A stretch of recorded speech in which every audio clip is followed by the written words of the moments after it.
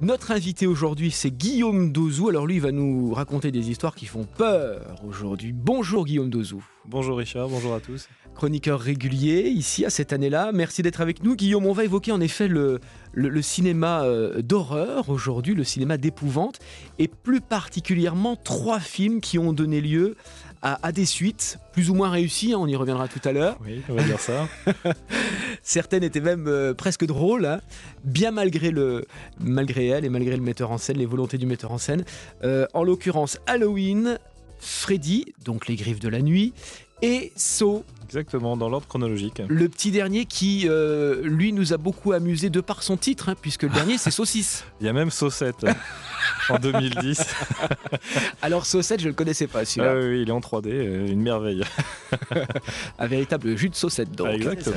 Et avec Guillaume Dauzou aujourd'hui, notre grand spécialiste musique ciné, chroniqueur régulier pour cette année-là, qui vient nous faire peur aujourd'hui en nous parlant de ces films qui ont donné lieu à des suites. Halloween, Vendredi 13, Freddy ou encore Saw.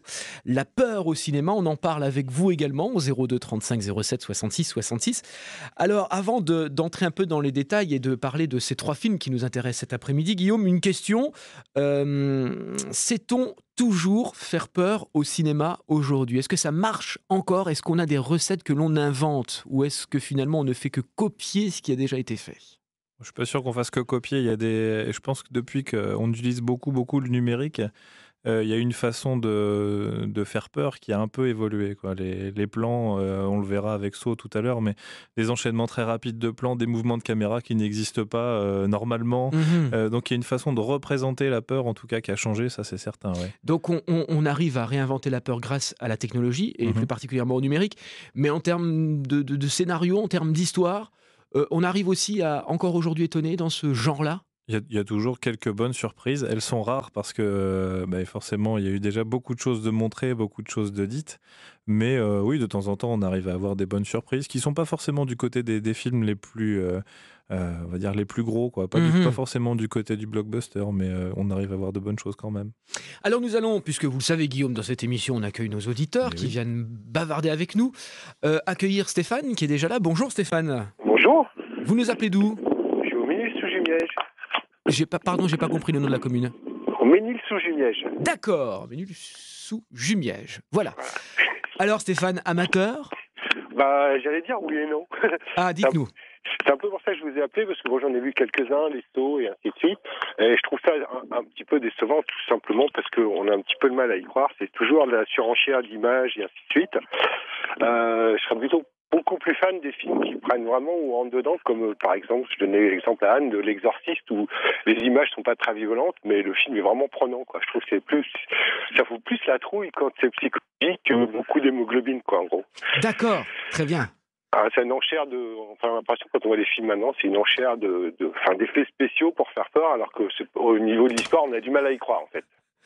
Voilà, alors Guillaume, votre avis sur la question? C'est-à-dire que là, Stéphane nous dit que justement, quand on n'utilise pas forcément les effets spéciaux, mais que l'on joue comme ça avec nos peurs primaires ou primales, hein, c'est ça Stéphane, hein, finalement, hein, la peur du démon, la peur du diable et tout ça, ça fout sacrément les chocottes et c'est peut-être encore plus réussi. Oui, très souvent, c'est la suggestion qui marche le mieux, hein. L'Exorciste est pas forcément le meilleur exemple parce qu'il y a quand même beaucoup d'effets visuels, même s'ils sont un peu à l'ancienne, quoi. Mais il y a des films comme Massacre à la tronçonneuse, par exemple, où il y a assez peu de scènes gore finalement, mais qui sont restées comme finalement existantes dans l'inconscient collectif, parce que les gens, à force d'en parler et d'en reparler, imaginent tout un tas de choses qui n'ont jamais été filmées. Oui, et tout est dans l'atmosphère finalement. Exactement, hein, tout est là. dans Massacre à la tronçonneuse, on sent la moiteur comme ça, la poussière, l'humidité, et puis ce type complètement dingue avec sa tronçonneuse, voilà. Bon, Stéphane, vous l'avez trouvé comment, Saw, vous, personnellement, le premier? J'ai eu du mal à rentrer dedans, quoi. Enfin, j'ai du mal à y croire. Voilà. C'est vrai que c'est bien fait, Mais bon, je sais bien qu'il y a l'esprit humain est très tordu pour aller faire ce genre de choses. Mais bon, Ouais, c'est pas dire que c'est un truc qui me fasse peur, quoi. Bon, c'est bien fait, mais ça me fait pas peur, quoi. Voilà. Merci en tout cas d'avoir participé à notre conversation et on Oui, y a reviendra pas de plus en détail sur Saut tout à l'heure avec Guillaume. À bientôt Stéphane. À bientôt, merci, au revoir. Merci. Alors le premier film dont nous allons parler, Guillaume, c'est Halloween, parce que là nous sommes à la fin des années 78 et derrière la caméra, alors ça s'appelle La Nuit des Masques, hein, c'est le premier Français, Halloween, oui. et derrière la caméra c'est John Carpenter quand même. Alors quand même, enfin même si à l'époque on dit pas encore quand même, puisqu'il a fait que 2 films, John Carpenter. Mais oui, là il pose quand même les bases de sa façon de filmer, quoi. La signature Carpenter arrive vraiment à partir d'Halloween. On a, comme le disait l'auditeur, finalement, on a le temps de se poser, quoi, dans ce film-là. L'ambiance est très sombre, ça se passe la nuit, hein, c'est la nuit d'Halloween vraiment que ça se passe, tout se passe ici. Et on commence à avoir des choix esthétiques comme des plans fixes, la caméra se pose et le spectateur se retrouve un peu en tant que voyeur finalement, quoi. Il est là, on est comme caché dans les buissons en train de regarder ce qui se passe. Ouais, c'est ça. Et Ouais. là, c'est important parce que on n'est pas en caméra subjective en train de suivre le tueur ou en train de pourchasser quelqu'un. On regarde. On peut dire qu'il y a un avant et un après Halloween, c'est-à-dire que là on est vraiment dans le vrai classique du film d'horreur et d'épouvante. C'est ça, il invente un style, on appelle ça le slasher movie. Donc le slasher, c'est le tueur en série, quoi, celui qui vient avec son grand couteau, Et son bousiller masque. tout ce qui... Et justement, là, son masque, on pourra en parler d'ailleurs, parce qu'il est intéressant, ce masque. Mais oui, c'est le premier slasher movie. Ouais. Il y en aura ensuite des quantités. Donc on installe un décor, une atmosphère, un personnage, en l'occurrence celui du tueur, c'est Michael Myers, c'est ça? Michael Myers, oui, c'est lui, Ouais. oui, qui est une sorte d'enfant maltraité qui sort de l'asile à 21 ans et qui décide de se venger de sa famille qui l'avait maltraité. Ça commence Ouais. comme ça.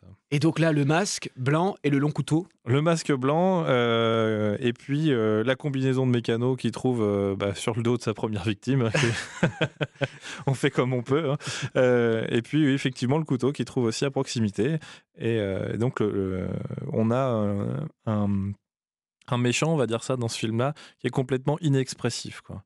Le masque blanc bouge jamais, enfin, c'est quelque chose qui est un petit peu trop grand pour lui, donc c'est d'autant plus effrayant qu'il n'y a pas d'émotion, même pas de haine finalement visible sur le tueur. On a l'impression qu'il fait ça mécaniquement. Ouais, et ça va être pris d'ailleurs souvent, hein, ce système du tueur comme ça, avec un visage totalement inexpressif. Le tueur masqué, on l'a dans Scream un petit peu, même si le masque en lui-même est très expressif.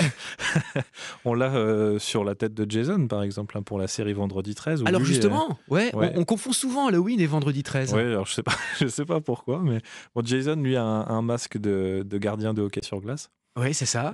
Et puis, par contre, oui, il est équipé d'une espèce de grande serpe aussi qui lui sert pendant quelques films. Et d'ailleurs, le personnage de Jason que l'on voit dans Vendredi 13 vient un peu concurrencer celui de Michael Myers, finalement. Oui, c'est ça. On va avoir comme ça quelques concurrents au fur et à mesure. Mais enfin, je pense que les gens qui sont allés voir Halloween sont allés voir Vendredi 13, sont allés voir Freddy. Enfin, c'est vraiment le film de genre qui commence avec Halloween, par contre. Jamie Lee Curtis, quand même. Et oui, son premier rôle. C'est un rôle hein. qui l'a marqué. Hein. C'est vrai, c'est le cas de le dire. Non, elle s'en sort. Mais oui, c'est son premier rôle ensuite, c'est le début de sa carrière, quoi, finalement. Elle revient beaucoup plus tard dans Halloween, 20 ans après, donc comme son nom l'indique, 20 ans plus tard. Donc, mais elle n'a pas voulu s'enfermer dans ce rôle-là de fille de film d'horreur. Donc c'est juste pour elle un tremplin, mais elle s'en sort très très bien. Et puis il y aura des suites, hein. Il y en aura au moins combien d'Halloween une dizaine, non? Il y en a 10, ouais. Il y a 8 Halloween d'affilée, et puis 2 remakes à la fin qui sont faits par Rob Zombie depuis les années 2000. Très bien. Et bien voilà pour Halloween, pour Vendredi 13. On revient dans quelques instants, Guillaume, avec les griffes de la nuit. Pas de problème. Et un certain Freddy. Je crois. Ça va griffer. Et les films d'horreur et d'épouvante avec vous, si vous êtes fan, 02 35 07 66 66. N'hésitez pas à nous rejoindre pour partager cette conversation avec notre invité Guillaume Dozou. Nous avons parlé d'Halloween il y a quelques instants, de Vendredi 13. Venons-en à l'année 1984, Guillaume, et à Wes Craven qui réalise Les Griffes de la Nuit. Et là, on est à un nouveau tournant du genre quand même.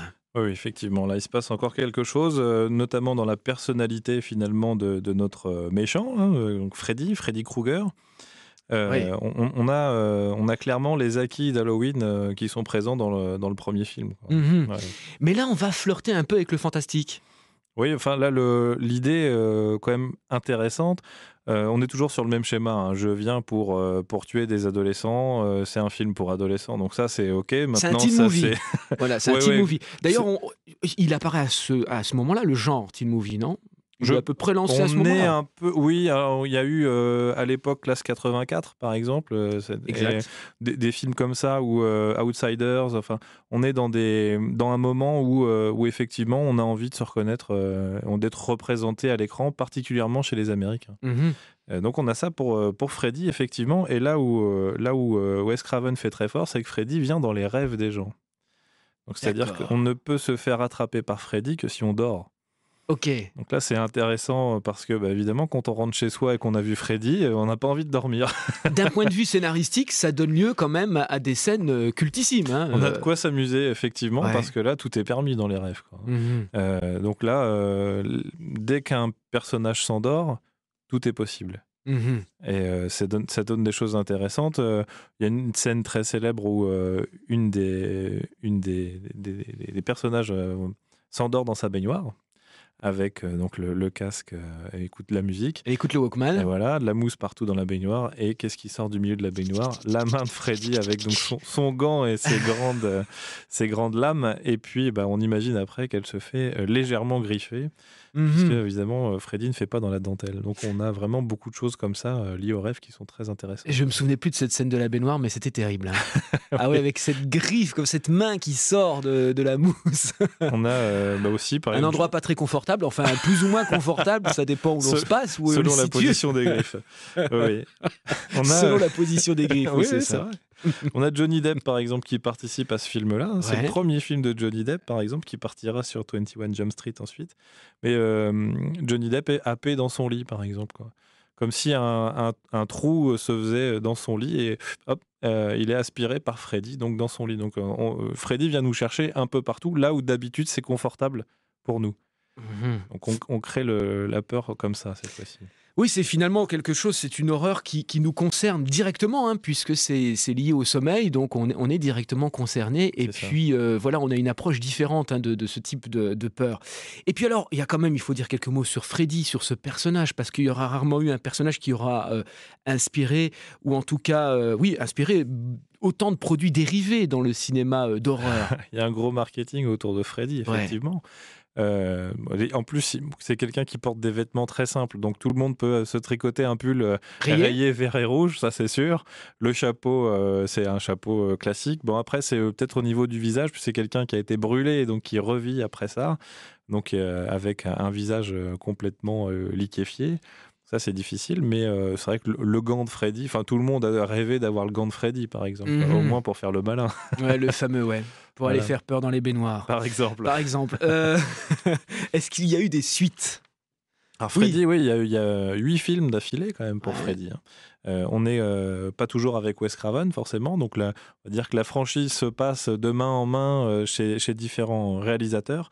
Mais 8 Freddy, et finalement, la série, c'est pas vraiment arrêté. Quoi. En ce moment, on est toujours sur des Freddy qui vont... jusqu'à, en ce moment, je crois que c'est Freddy contre Jason, pas le plus récent, mais on va dire celui qui clôt un petit peu le débat. Alors Jason, dont on a déjà parlé dans Vendredi 13. Dans Vendredi 13, ouais. Voilà, mais on a un remake, comme on l'a vu pour Halloween tout à l'heure, un remake des Griffes de la Nuit, donc, qui est sorti l'année dernière. Oui, et puis alors on fait se rencontrer, vous venez de le dire, hein, deux personnages de deux films totalement différents. Voilà, de temps en temps. On avait connu ça surtout avec les super-héros en comics. Hein. Les Marvel appellent ça des crossovers. Ouais. Donc deux personnages principaux qui se rencontrent. En général, ils se rencontrent pour se battre, parce que là, c'est donc quand même deux méchants qui se rencontrent. On a eu ça un peu récemment sur Alien versus Predator, des choses comme ça. Tout à fait. Donc on essaye de se faire rencontrer des gens. Je pense techniquement que c'est pour on va dire relancer un peu le débat, quoi. Finalement relancer le sujet. Tiens, on va aller voir ces deux-là qui se tapent dessus. Ça donne pas des choses très intéressantes globalement, quoi. Merci Guillaume, on s'interrompt et on revient avec le petit dernier et il nous a mis la pétoche, hein, celui-là quand même. On dit quoi? Dit foutu la pétoche ou mis la pétoche? Oui, mis la pétoche, saut, voilà, jusqu'au saut 7. Exactement. À tout de suite. Cette année-là.